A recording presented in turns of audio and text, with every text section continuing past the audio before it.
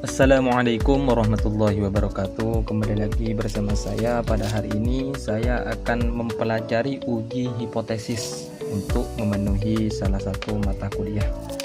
Dan harapan kami juga semoga video ini juga bisa bermanfaat bagi teman-teman yang ingin mengetahui apa sih itu uji hipotesis. Perlu diketahui bahwa pengujian hipotesis sendiri itu ada dua macam. Ada yang bersifat parametrik dan ada juga yang non parametrik. Nah, yang parametrik itu harus mensyaratkan data itu berdistribusi normal. Kemudian ada juga yang mengisyaratkan bahwa harus terbebas dari masalah-masalah asumsi klasik.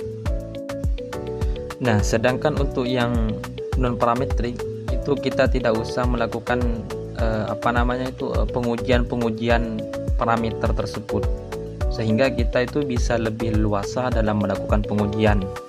Apabila kita terkena dengan data yang misalnya tidak normal atau memiliki masalah asumsi-asumsi klasik, maka kita bisa menguji data itu dengan melakukan pengujian non parametrik.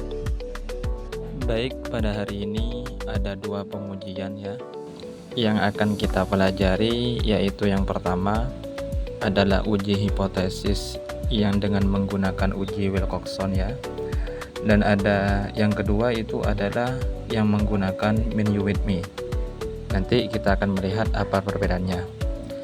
Nah, sepintas bahwa uji Wilcoxon itu digunakan itu adanya perbedaan rata-rata dua sampel yang saling berpasangan. Jadi sampelnya itu saling berpasangan, misalkan pretest dan posttest. Datanya sama, objeknya sama, dan kita mau meneliti apakah terdapat perbedaan antara dua rata-rata, antara pretest dan posttest, apakah hasilnya itu sama atau berbeda. Nah, itu menggunakan uji Wilcoxon. Nah, kalau pengujian mean with mean itu dilakukan pada dua sampel atau lebih yang tidak berpasangkan. Nah, misalkan kita akan menguji uji beda antara perbedaan rata-rata antara kelas A dan kelas B. Apakah terdapat perbedaan hasil ujian kelas A dan kelas B? Maka di situ kita akan menggunakan Mean You With Me, yaitu pengujian dua sampel yang tidak berpasangan. Nah, tadi kalau Wilcoxon itu berpasangan, kalau Mean You With Me itu tidak berpasangan. Nah, baik, langsung saja kita ke pengujiannya, bagaimana cara menguji menggunakan SPSS ya.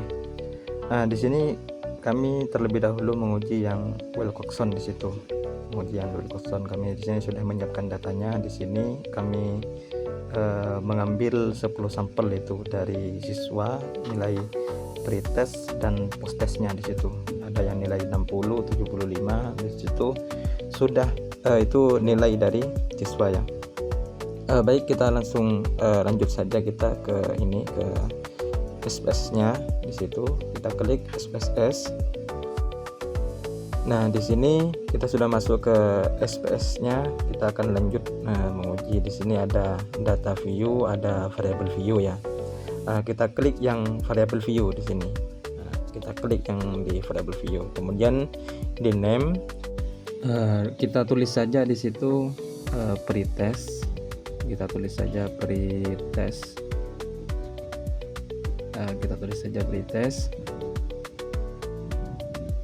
Kemudian di bagian nomor 2-nya itu kita tulis saja posttest.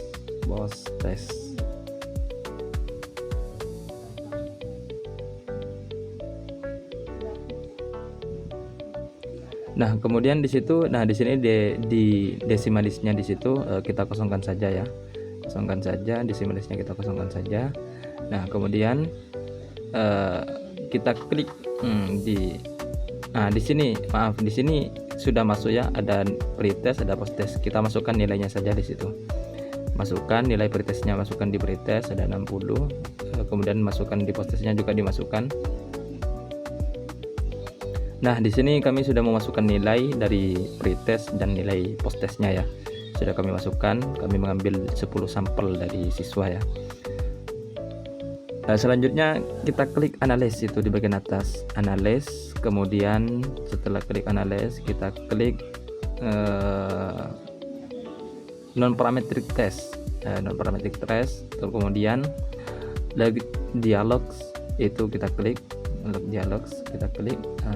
kemudian setelah itu kita klik dua independent samples, dua relate samples ya. Nah kemudian kita masukkan dari pretest, kita masukkan ke variabel satunya, pretest masukkan ke variabel 1. Kemudian untuk posttestnya kita masukkan ke variabel 2-nya ya. Kemudian kita centang Wilcoxon karena kita di sini menguji data yang kita uji itu menggunakan non parametrik yang berupa uji Wilcoxon ya. Kita centang kemudian oke. Nah di sini ini dia hasilnya, ada dua tabel di sini. Ada yang pertama itu ada tabel ranks, yang nomor 2 ada tabel tes statistik. Nah di sini kita lihat di tabel ranknya itu ada post test, ada pretest. Negatif ranknya itu di situ kosong ya, berarti di situ menunjukkan bahwa siswa di situ itu tidak ada siswa yang nilai post testnya itu lebih rendah daripada pretestnya. Kemudian di positif ranknya di situ itu ada 10 ya, ada 10 siswa di situ ya, berarti ada 10 siswa yang dinyatakan post testnya itu lebih besar nilainya daripada pretestnya ya, Kemudian tesnya itu udah ada ya, dan totalnya di situ ada 10 karena memang kami mengambil 10 sampel di situ. Nah kemudian bagaimana cara kita mengetahui apakah terdapat perbedaan yang signifikan antara nilai pretest dan post testnya? Nah di situ kita lihat di tabel tes statistiknya. Nah di situ menunjukkan arsip totalnya itu menunjukkan 005. Berarti di situ kembali ke kriteria awal, jika signifikasinya di situ kurang dari 0,005 maka HO ditolak, kalau lebih maka HO diterima. Jadi di sini melihat dari hasil tes statistiknya di situ menunjukkan 005 maka HO ditolak. Nah, artinya terdapat perbedaan yang signifikan antara nilai pretest dan nilai post testnya. Nah ini adalah uji Wilcoxon ya. Nah selanjutnya kita akan melakukan uji Mann-Whitney. Uji Mann-Whitney itu merupakan jalan alternatif dari independent sample test yang digunakan untuk membandingkan dua kelompok independen yang tidak berdistribusi normal. Nah di sini kami sudah menyiapkan datanya ini. Kita lanjut ke SPSS-nya. Nah di sini kita buka aplikasi SPSS-nya. Nah kita klik 2 kali ya. Kita tunggu sebentar. Nah di sini kita sudah masuk ya ke aplikasi SPSS-nya. Nah di situ ada data view dan variable view. Kita klik yang variable view.